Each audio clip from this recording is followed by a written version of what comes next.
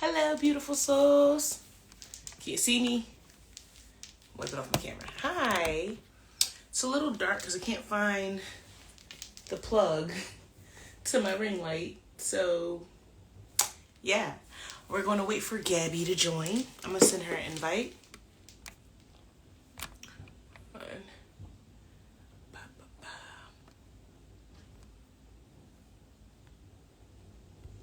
Awesome. I'm going to start sending this to people.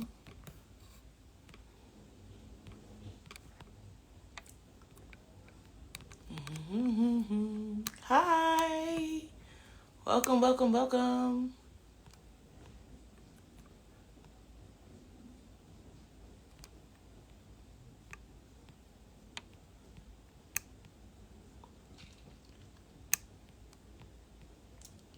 Hey. Hi, welcome. Gabby to join. I just accepted your request, Gabby. Bop, bop. I just did that. Yeah, accept.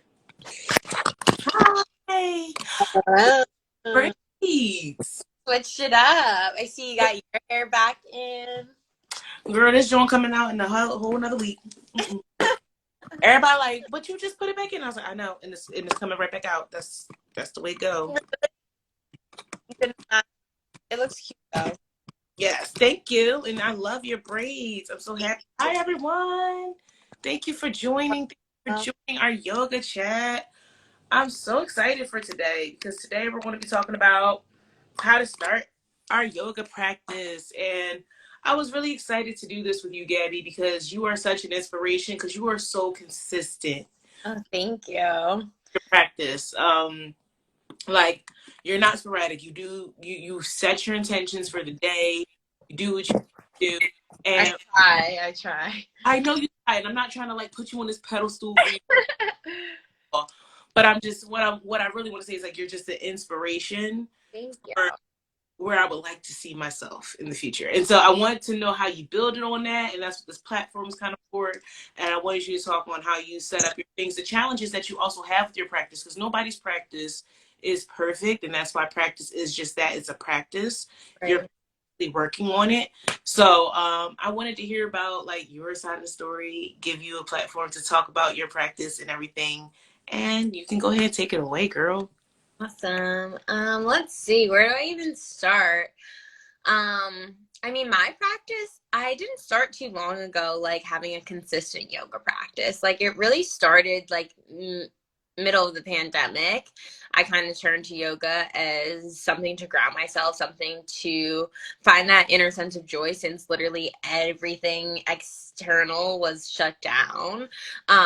So that's when I turned to yoga. And I mean, building a consistent practice is so hard too because especially when you have like time throughout your day or you don't have time either way, it's like where do you want to insert this 60 minutes, what however long you want to practice yoga, right? I feel like you can practice anywhere from 15 minutes 90 minutes and beyond.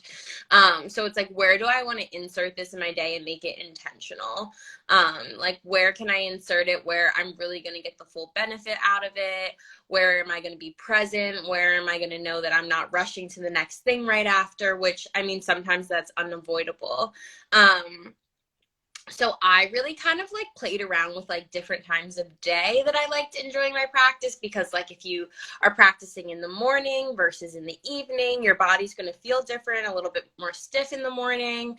If you're practicing in the middle of your work day, that might be great for some people to catch a break. That might be terrible for some people because they just need a second to breathe and like eat some food or something.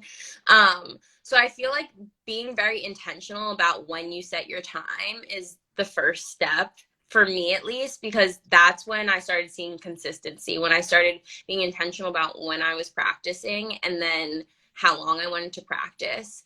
And I actually got this out of one of the books I read, Atomic Habits. He talks about if you're trying to build in a new habit, like stack it on top of something you already have in place. So if like, say every day after work you go home, make dinner and watch a show, maybe right after that show, one episode, you step on the yoga mat and practice for however long you want to do. Or maybe If every morning, you brush your teeth right when you wake up, maybe you set it right after you brush your teeth. Like stack the habit on something you already know you're going to do. And that kind of gets it to build a little bit more consistently.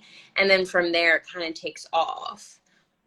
I love that. Those are all beautiful tips. And one thing I really like that you said, like the stacking does help because you can feel very overwhelmed bringing something new Mm-hmm. into your life that is unfamiliar. And even if it's not new, but trying to do it on a consistent basis, that is something new. So that is definitely true.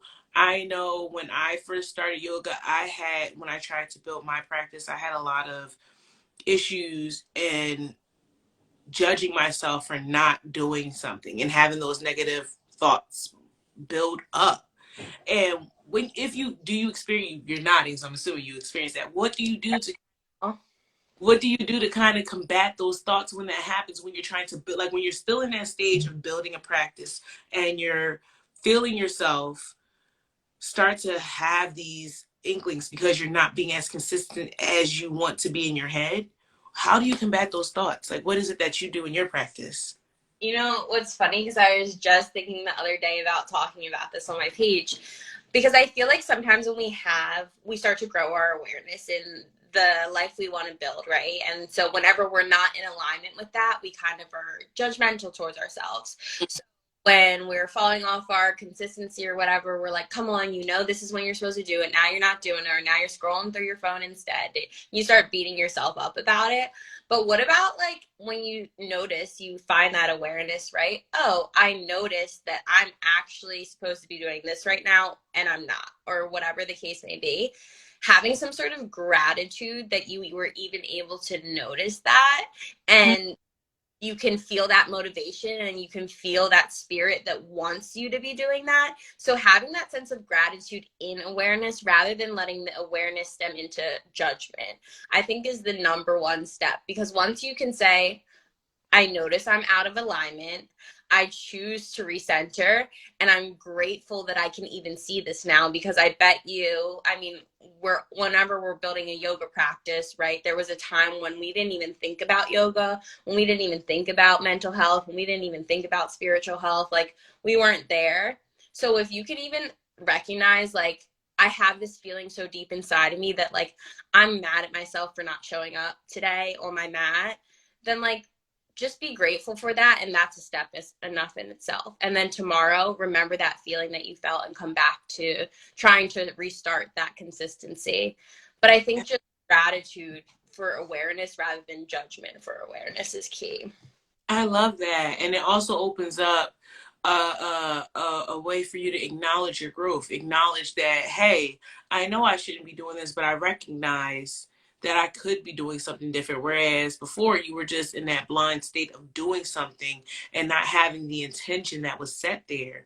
And I think a lot of people don't realize that intention does hold power too. And how, like, for me, my current practice, because my life has been so hectic, is just to witness myself without judgment.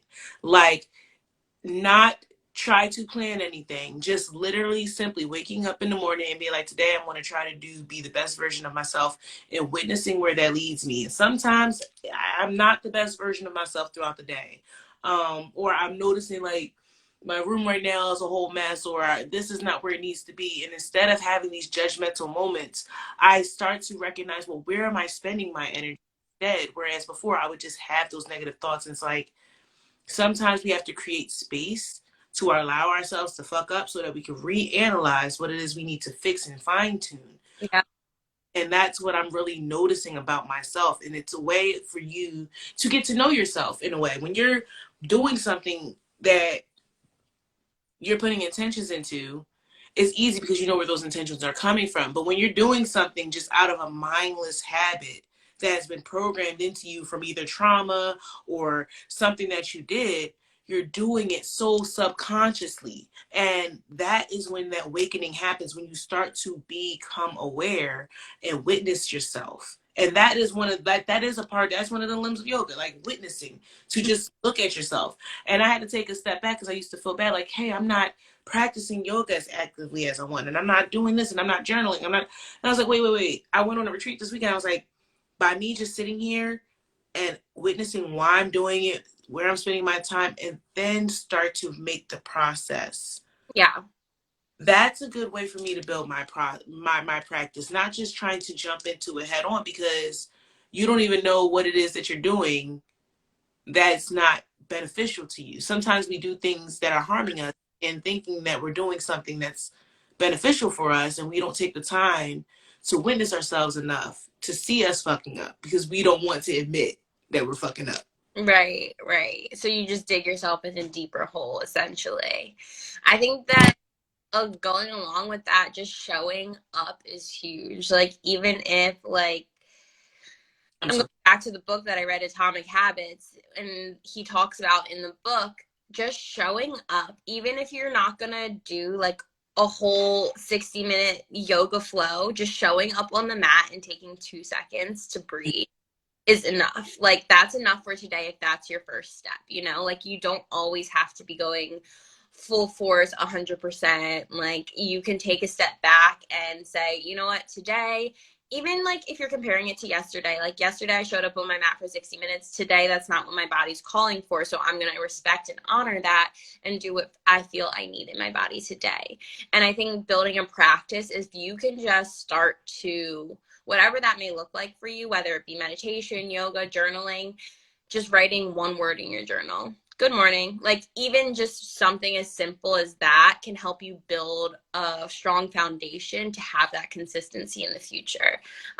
Even when you don't feel like doing anything, just show up for the 2 seconds and get yourself in that space so you can remind yourself and kind of like remind your ego that this is who you are now. You know, like, our yeah, doesn't want to do new things because it's stuck in like, you don't wake up early and do yoga. Like, you wake up late and then you roll out of bed and you turn on the TV, and right. So we have to retrain ourselves. It's like, okay, well, I want to start waking up earlier. So you might have to start with 2 minutes earlier every day. You can't jump right from, 10 a.m. to 6 a.m. So taking those baby steps is really what's necessary, I feel like, for getting that consistency.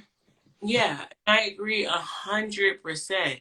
And another thing I'm kind of hearing, and I kind of want to touch base on, is that like your practice might change. Like one moment, your practice could be, okay, I'm going to wake up every day and I want to do some yoga. And then another day is like, well, I want to wake up and do a walk. Or another day is like, okay, I'm feeling the need to journal. Like your practice doesn't always have to be that one thing, because yoga is not just asanas. It's not just getting up and being on your mat.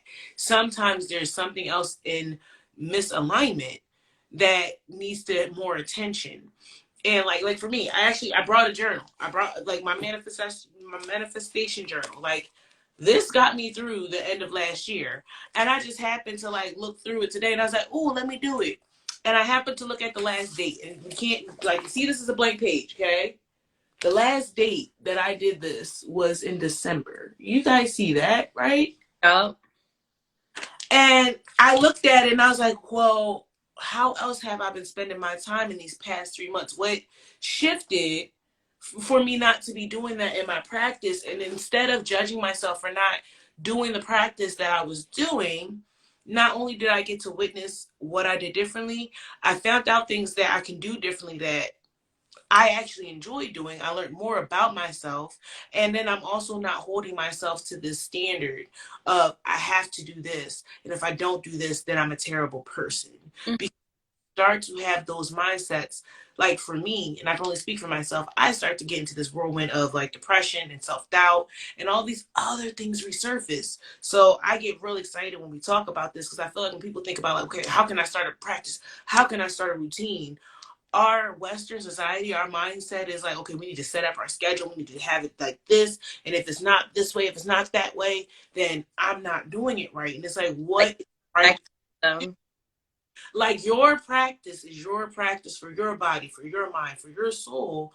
And when you're setting that up, you have to make sure that it's fine tuned for yourself, or else it's not going to work. And you're constantly going to blame yourself.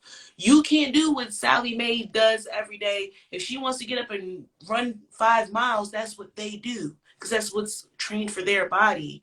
And I think people look at how other people are, like even how I said, like you're an inspiration to me. thank you. I think I'm going to be able to do what it is that you do. One, because we're not the same. We don't have the same body. We don't have the same mind. We don't have the same. But you can be inspired by those people, but you cannot compare yourself to Yep. those.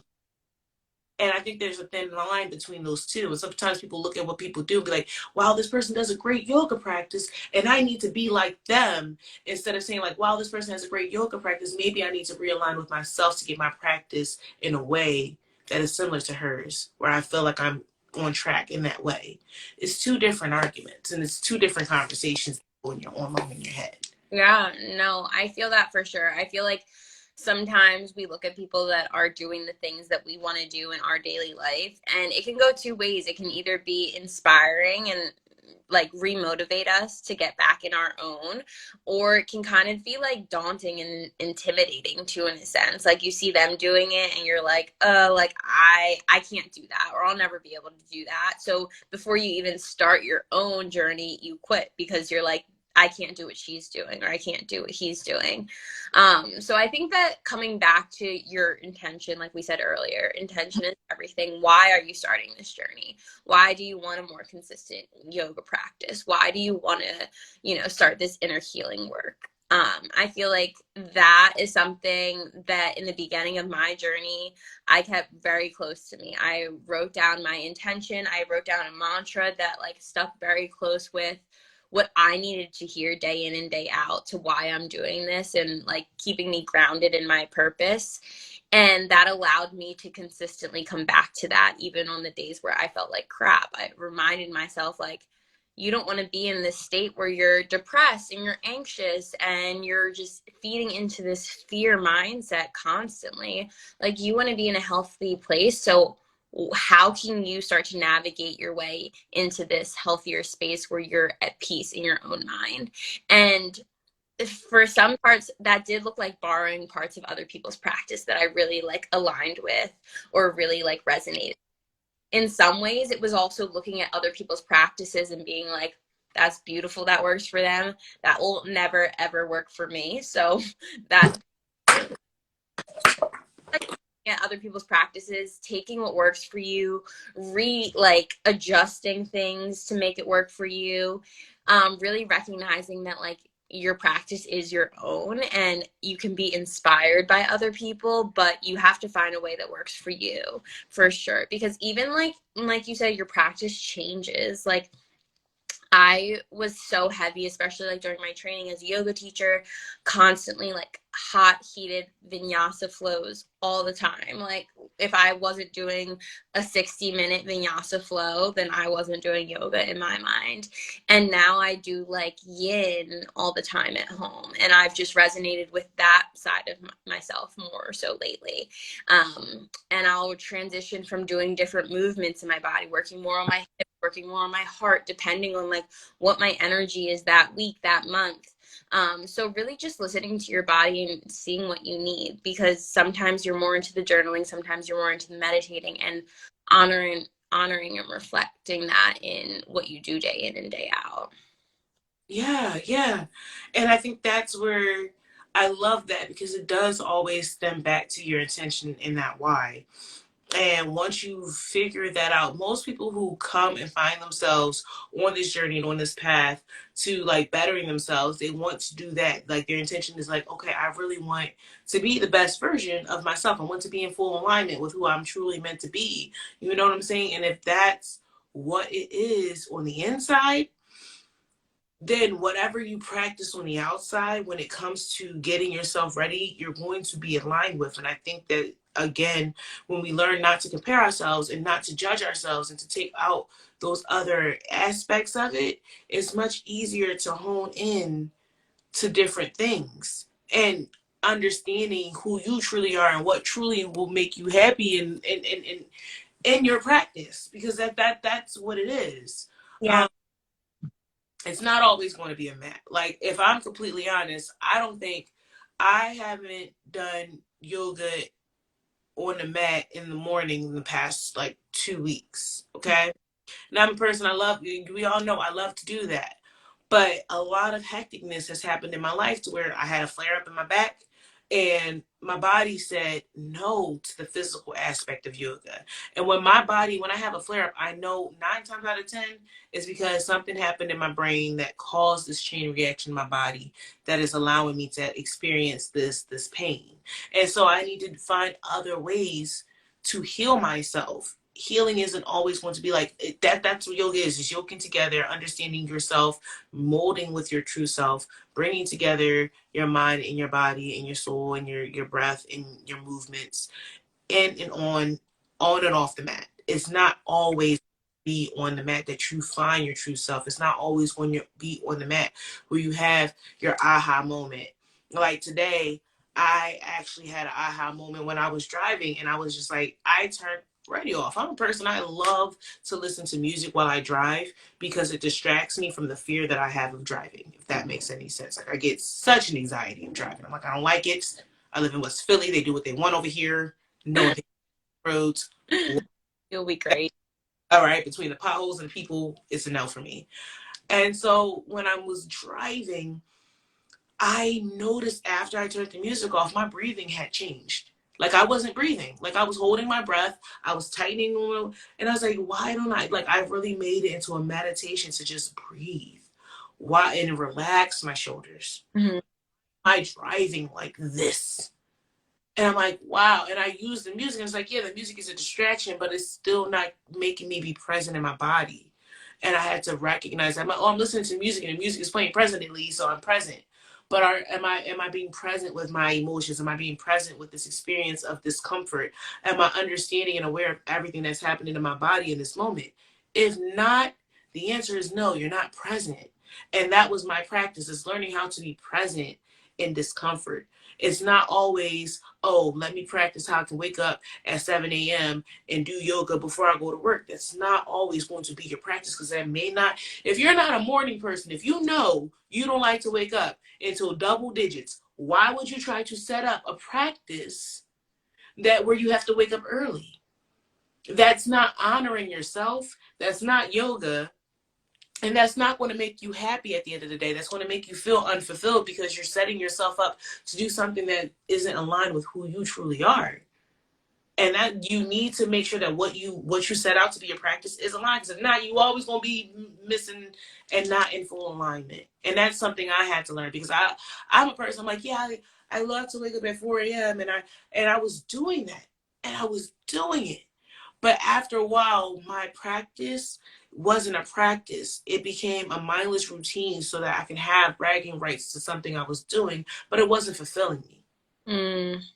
And that is what people like. Sometimes it's like, yeah, even when I did it afterwards, it's like, what was the feeling after? What was my intention? Was my intention to wake up and really get aligned with myself? Or was my intention to get up and be able to tell people like, hey, I get up at 7 a.m. and I'm able to do yoga at 7 a.m. Yeah. No, I feel that. Yeah, and I'm like, and I had to really become real with myself and have to ask myself these real questions. And this is something I really just came to the realization to in like a week or two, because I was doing this. Like I was getting up, I'm going to the gym, I'm doing what I need to do. And in my head, I was crushing it. But in my body, I was crushing it, if that makes sense. Yeah. Okay. I was really on E, not feeding my soul, not feeding my spirit, not feeding my true intentions, Mm-hmm. trying to align myself. Yeah. And I think that's something important to take into consideration when you're building a practice, because a lot of people stop at that point where they see themselves not doing something, or where they see themselves doing something, but it's either one of two things. Either they're doing what they want to do and they're meeting all the goals that they set for themselves, but they don't feel aligned because those goals aren't aligned with who they truly are. And then they like, why am I not happy? I'm doing everything that everyone tells me to do.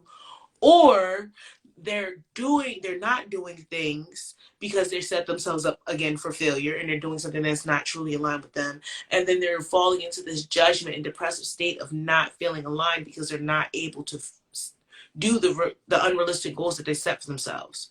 So those are two things that I feel like really like I wanted to bring light to in this conversation, because they're two things I know I definitely have struggled with in the past. Like I've been doing yoga maybe 4 years, and it's a constant practice. It's a constant change. And I feel like every year I'm learning something new about myself when I'm divulging myself into it and diving into it.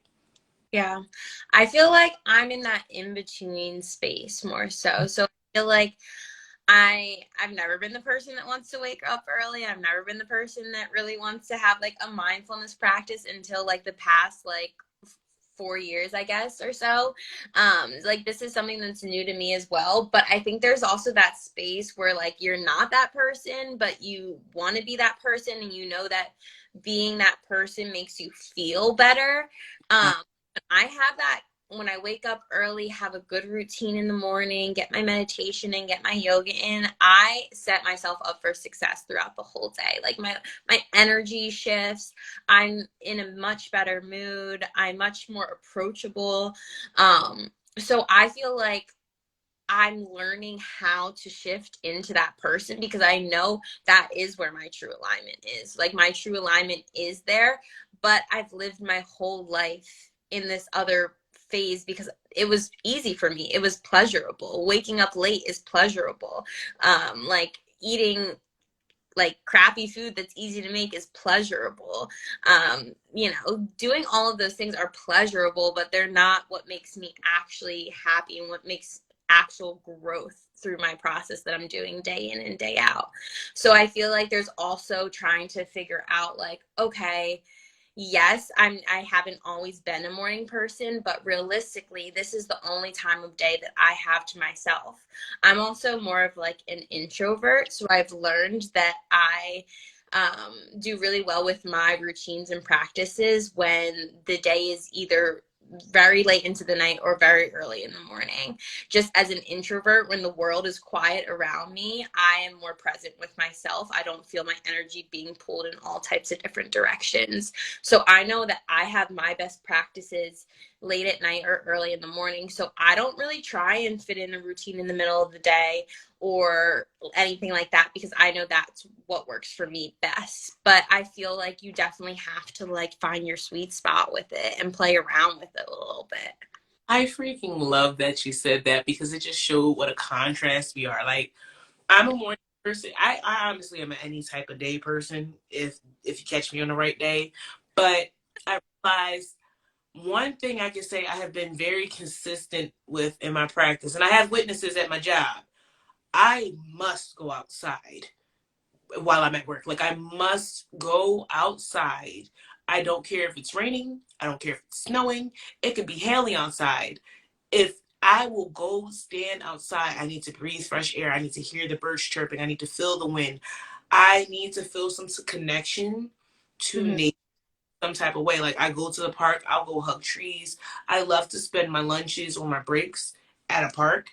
And I'll sit there, I'll talk to the squirrels. I will never forget one time I was at the park and my coworker had came. She was walking behind me and I was talking. I was talking to a squirrel, y'all.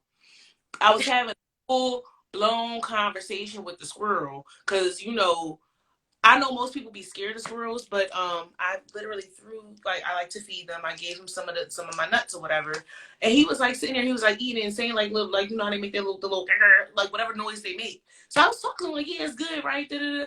And she come over. She like who are you talking to? And I'm like I was talking to the squirrel. And she was just flat. She was like, so you really come over here and be talking to the animals? I'm like, I don't know what it is. I love talking to the birds. If I see the bird, I love to feed the birds and watch them fight. I start in my head, it's a whole fight ring. I don't know.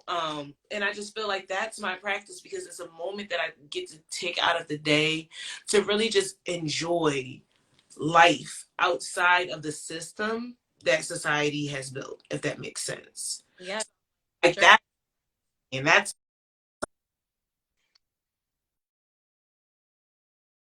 my phone telling me the battery's low because I don't charge my stuff.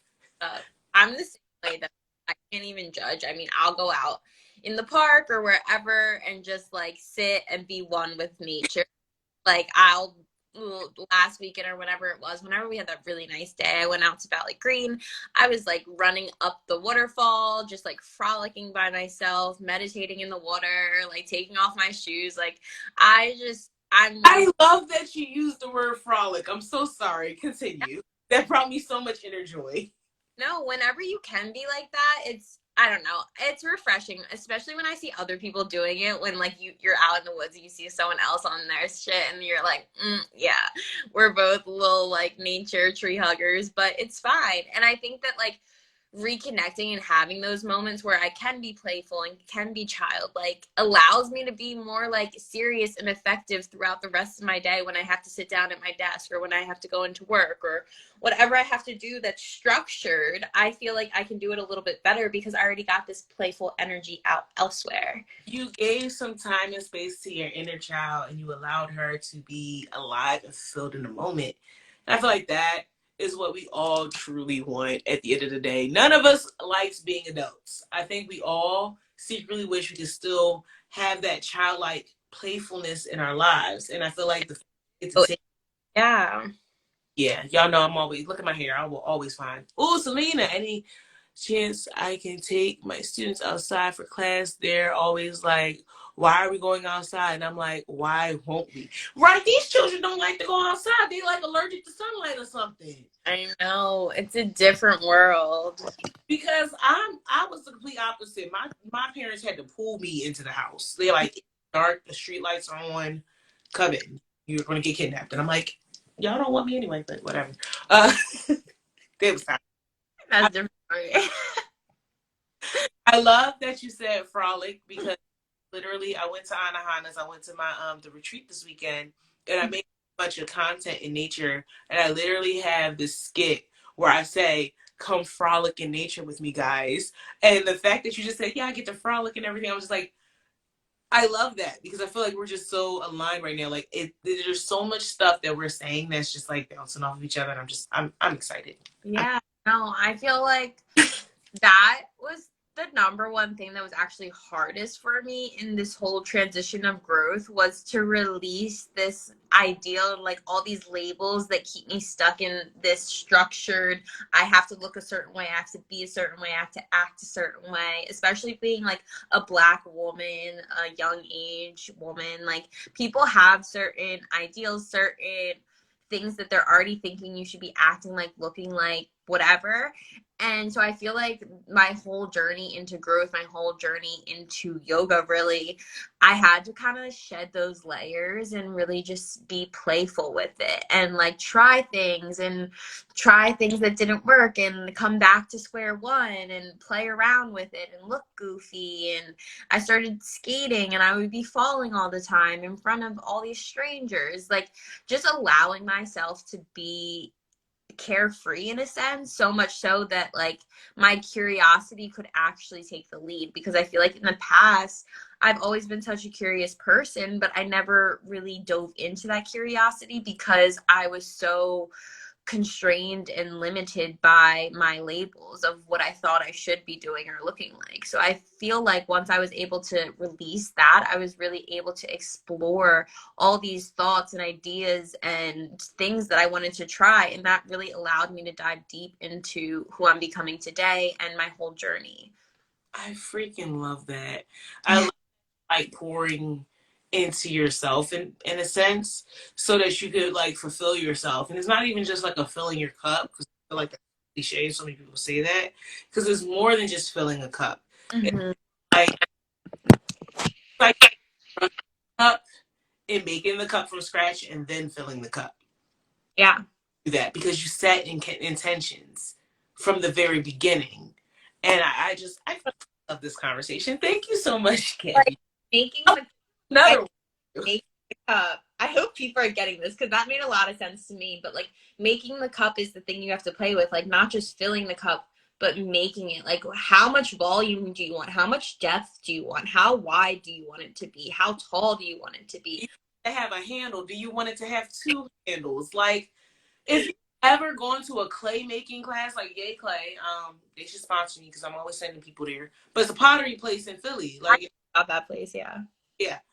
When you're there, you never know what you're going to make when you get there. And I feel like when you're building your practice, you never know how your practice is going to end up. You never know what it is. You try things until they work for you. And you also have to know yourself. Like if you know that you are a person that cannot sit still and meditate, why are you trying to have a meditative, like sitting down, listening to a guided meditation? It's not going to work with you because it's not aligned with you.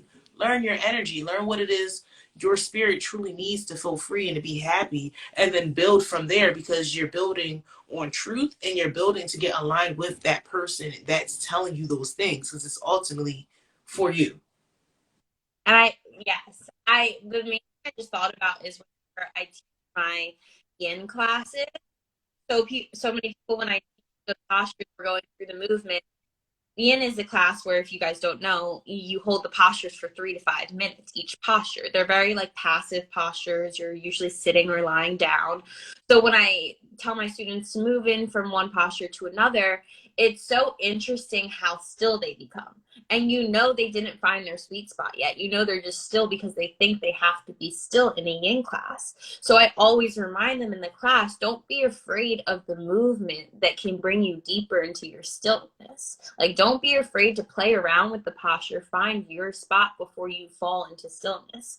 You don't know how much deeper, how much more sensation you can tap into if you play around with it a little bit before, falling still into it. So I think that's something that can be carried throughout life is don't be afraid of that movement. Don't be afraid of finding what works for you before falling into a certain routine, before falling into a certain job, before falling into a certain relationship. Play around with it, see what works, see what doesn't, and then you can fall still. Yeah. I love that. And I agree with it 100%. Working to find what works for you, and know that your practice does not have to make sense to anyone but you. Like, what you choose to do, if you want to wake up every morning, like, I'm a person, people think I'm weird, I love to take morning baths. I hate taking baths at night. I don't know why. Don't work for me. If I wake up at 4 a.m., I will want to do a bubble bath. Figure out what works for you. Don't do something that you see somebody else doing. And even if you do want to try it, make sure that it's aligned with you, and make sure that it's something that like you're, again, what Gabby said, intention. What is your intention? Are you doing it because you want to be like this person, or are you doing it because it's helping you feel more closer to who you are trying to be? Your practice should make you feel in tune to yourself. It should not make you feel like you're drained. It should not make you feel like it's a chore. It should, you should look forward to your practice, even if it's like, I want to carve out 15 minutes a day to do something. That's what I do. Like, look, I'm going to show y'all because I want y'all to understand. Today I might want to do this yoga tarot card. Okay. Next day I want to do yoga. The next day I want to do a walk. The next day I want to do journaling. The next day I want to pull an oracle card. The next day I just feel like sleeping in because I'm really tired because I had a long day at work. That's what my yoga practice is for this week, and next week it might fucking change. And that's okay, because my practice is honoring every day, setting time aside to honor my body. And you can have multiple practices throughout the day. You could be like, okay, 15 minutes in the morning, 15 minutes at lunch, 15 minutes at night. That's 45 minutes out of 24 hours that you're taking for yourself. And those little things can help us. Like, okay, this 15 minutes, I want to sit here and really focus on my breathing. Or in this 15 minutes, I'm going to listen to my favorite a song and twerk in the mirror. Like, that is a practice too. It does not always have to be what society makes you think it needs to be. It can definitely 100% be what is making you happy and what brings you joy and what brings you into alignment with yourself. Because Yeah. that your practice is your own. Yeah, and going off of that, I feel like with social media especially, we look at people's practices and not even like doing the same things because maybe we want to do the same things as other people. It inspires us to do similar things, but not getting lost in how it should feel or how it should look. Because I feel like social media, it's so easy to look at someone's practice and be like, oh, she did yoga for 15 minutes, then she read her book, and then she journaled, and now she's saying that she feels like XYZ. So I'm going to do that exact same thing. And then don't be surprised when you feel completely different, or it brings up different emotions, or it doesn't have the same effect for you. Your energy is different, you're a different person, everything is different, your environment's different. So I feel like let people inspire you, but don't get lost in how anything should feel, because things are going to feel different and look different each and every day in your body, and to the people that you're, trying to get inspired by.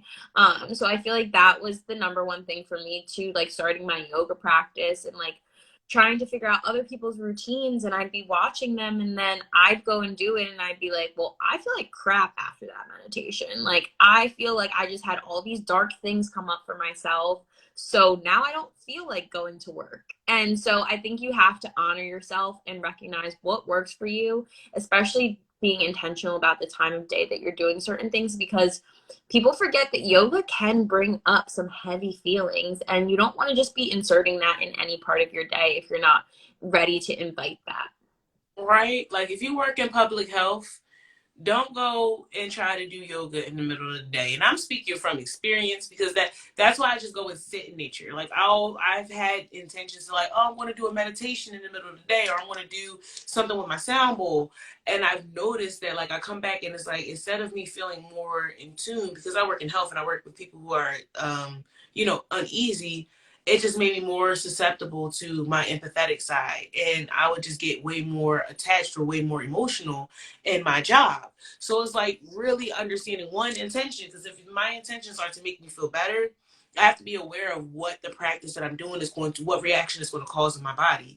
And that only comes from a practice, because you like, when I first started, I didn't understand like meditation, sitting here breathing certain things, what type of reaction that was going to bring out of my body. It took time for me to practice with that individual thing to realize, hey, this is probably something I want to do before bed or when I have time to journal. This is not something I want to do when I'm on break and I have a 15-minute break and I got to go back in there and breathe myself to deal with public and to deal with people. So again, just because you're doing a practice, one, your practice is going to change. Two, what you're doing may not work for you. Three, you have to understand what your intention is and what the result you're trying to get out of it. So all of these things definitely does play a factor. I think yeah, Yeah, yeah. I think that it's intention, it's playing around with it, finding what works for you, honoring what works day in and day out, honoring that that's going to change and that's going to look different depending on your energy, depending on what's going on in your life, and just taking it easy and step by step, even if it's just showing up for yourself 2 minutes, even if it's just journaling one sentence. Just start, literally just start. It doesn't matter what it looks like, it doesn't matter anything else. Just start and allow it to flow as it does. See what you do. There's going to be things that stick and things that fade, and that's okay. And just keep adding on where you feel necessary. I love that. Whew, excuse me. Thank you. I've been tired. It's 8:58. I still gotta do my hair and do things. I Oh, love we go on probably end it here because I feel like we said so much. I feel like this was a very, what you call it, said Ray Marie said needed this. So I'm happy that what we brought here was beneficial for you all. So before we go, Gabby, tell the wonderful people who are still watching where they can find you, what's coming up with you, what you doing, girl, and how we can come and take some of your classes and support you as an individual. of course. Let's see. I got a 8 a.m. class this week, and next week is the final week of my 8 a.m. Zoom. You can find that linked in my bio. If you want to join, you'll get the Zoom link to join. It's free, so you can hop on. And then I'm usually at Invert Your World throughout the week. You can find me classes there. I will teach there tomorrow at 9:30, Friday at noon. This Saturday I'm not teaching. Next Saturday is the 7th. I'll be at Love Park teaching a class actually at 11 a.m. Yeah, so that's exciting Oh, freaking see me there, girl. What? for Hey, that. birthday, let's go. Yeah, so come through for that for sure. And then there's definitely going to be some other things I'm planning. I'm actually planning having a day tomorrow, planning out some stuff for the summer. So some sound bowl, yoga sessions, some workshops. So definitely stay tuned because we got some things coming up. But I'll keep you guys posted on my page. I'm so excited for that. Y'all know where to find Gabby. Me, hi, I'm Trinity. So I have my yoga in the parks, which they're going to be. I actually put some Sunday classes up for you guys. So May 1st is when I'll be starting Sunday classes, and then I'm doing every other Wednesday and like every other Sunday. I also do self care Sundays which is an evening class that's virtual. You can get tickets for those through Hike and Heal. And I have a lot more stuff coming up, but I'm waiting to like solidify dates. But I would love to see you guys in the Yoga in the Parks. $5 donations. That's it. Come. I'll be at Clark Park. So I would love to see people do that. And the classes, I believe, are at either 11 or 12. I can't remember which time I picked. But I know I wanted to make it a little bit later for you guys that like to get up a little later because I know what that'd be like. But yeah, that's it. Thank you guys for tuning in. Please go follow Gabbi. She's a wonderful person, motivational content, very inspirational, beautiful individual. And take one of her classes. And you guys also can follow me because y'all know I'm a big ball of crazy. And I could always use more content. But thank you so much for being here. And So have a good night. Thanks. bye. I'll see you soon. Yeah, you will, because you won't see me at Love Park, girl. What you mean? See ya. Bye.